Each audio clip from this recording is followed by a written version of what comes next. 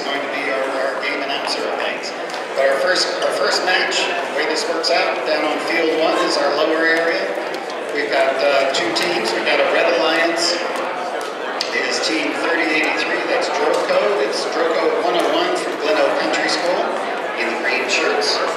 And their compatriots here are Rex Box. It's 5293, and they are from Chapelgate Christian Academy. So congratulations to that, our first Red Alliance.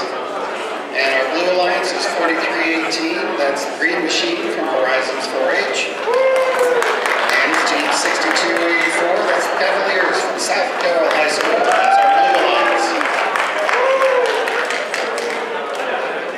So the way things get rolling here, we have two sections of each match. The first 30 seconds, the robots run autonomously. That means they run on their own under their own software code.